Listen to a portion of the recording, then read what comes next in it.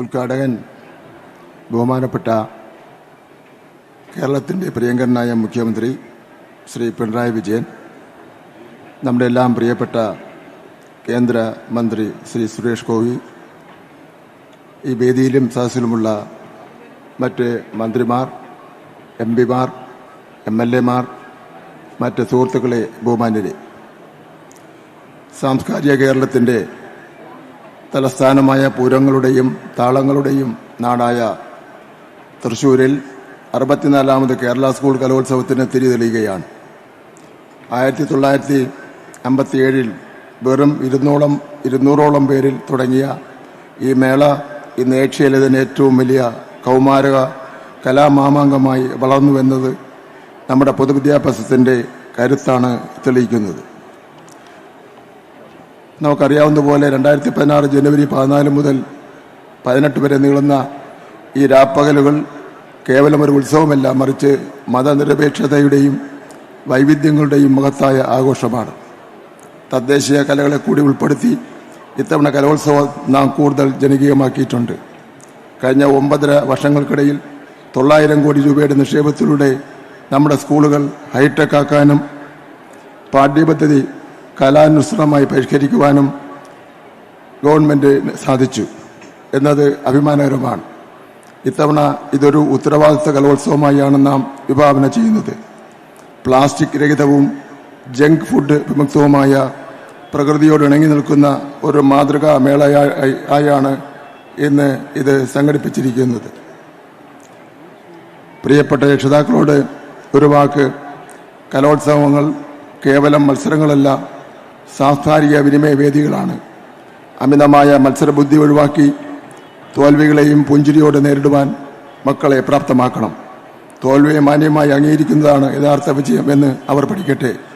കുട്ടികളുടെ മാനസിക ഉല്ലാസത്തിനായി നാരങ്ങ മിഠായി എന്ന കളിക്കാനുള്ള അവകാശം സംരക്ഷിക്കുന്ന പദ്ധതിയും, സ്കൂളുകളിൽ ശകാരിക്കാത്ത ഭാരം, ഡിജിറ്റൽ അടിമത്തം ഇല്ലാതാക്കൽ തുടങ്ങി 6 തീമാറ്റിക് ആഴ്ചകളും നടപ്പിലാക്കുവാൻ പൊതുവിദ്യാഭ്യാസ വകുപ്പ് തീരുമാനിച്ചിട്ടുണ്ട്.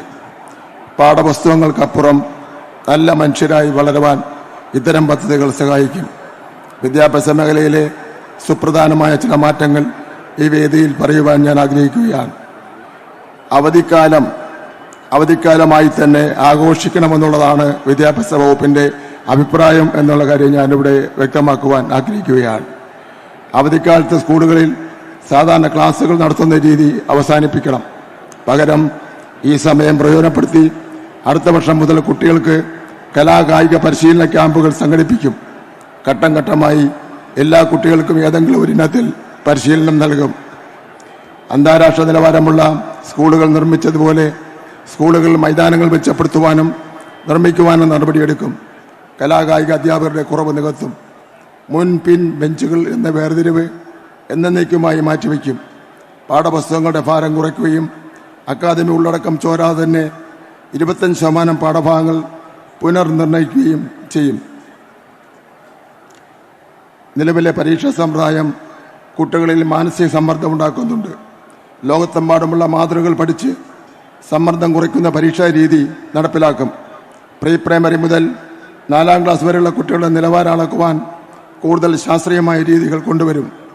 SSLC ഫലം പ്രഖ്യാപിക്കുന്നത് പോലെ കലാകായിക അക്കാഡമിക് മത്സരങ്ങളിൽ ഓരോ വിദ്യാലയങ്ങളുടെയും മികവ് പ്രഖ്യാപിക്കുന്ന പദ്ധതി നടപ്പിലാക്കും.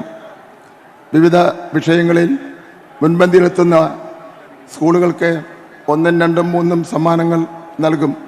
അവർക്ക് ചീഫ് മിനിസ്റ്റേഴ്സ് ഗോൾഡ് കപ്പും 5 ലക്ഷം രൂപയും 3 ലക്ഷം രൂപയും 2 ലക്ഷം രൂപയും ആ സ്കൂളിൻ്റെ വികസന പ്രവർത്തനങ്ങൾക്ക് വേണ്ടി നൽകുവാൻ തീരുമാനിച്ചിട്ടുണ്ട്.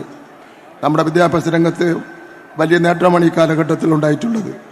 ദേശീയ പഠന നേട്ട സർവേയിൽ കേരളം പ്രഥമ ശ്രേണിയിലാണ്. സബ്ജക്റ്റ് മിനിമം വിജയകരമായി നടപ്പിലാക്കുവാൻ വേണ്ടി കഴിഞ്ഞു. 1 മുതൽ 10 വരെയുള്ള പാഠപുസ്തക പരിഷ്കരണം പൂർത്തിയാക്കി കൃത്യസമയത്ത് തന്നെ വിതരണം ചെയ്യുവാൻ നമുക്ക് കഴിഞ്ഞു. 9ാം ക്ലാസ് പരീക്ഷയ്ക്ക് മുമ്പേ 10ാം ക്ലാസ്സിലെ പുസ്തകങ്ങൾ കുട്ടികളുടെ കൈകളിലെത്തി. 11ാം ക്ലാസ്സിലെയും 12ാം ക്ലാസ്സിലെയും പുസ്തകങ്ങൾ വരും വർഷങ്ങളിൽ പരിഷ്കരിക്കും.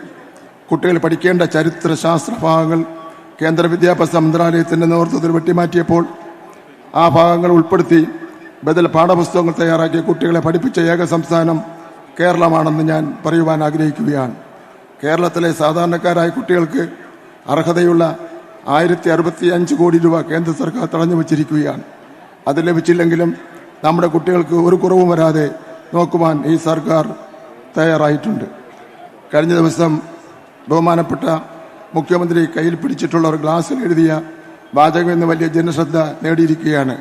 Love you to the moon and back. അതെ, നസീമുമായ സ്നേഹം നിങ്ങളോട് ഓരോരുത്തരോടും ഞങ്ങൾ പങ്കുവയ്ക്കുന്നു. നിങ്ങളാണ് ഈ നാടിൻ്റെ ഭാവി.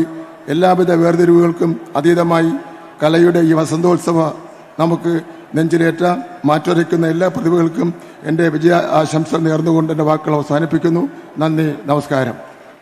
ലോകത്തെവിടെയായാലും ഏത് സമയത്തും 24 വാർത്തകളും ഓഗ്മെന്റഡ് റിയാലിറ്റി പാക്കേജുകളും എക്സ്പ്ലെയിനറുകളും വിശദമായി കാണാൻ ഞങ്ങളുടെ യൂട്യൂബ് ചാനൽ നിങ്ങൾക്ക് സബ്സ്ക്രൈബ് ചെയ്യാം.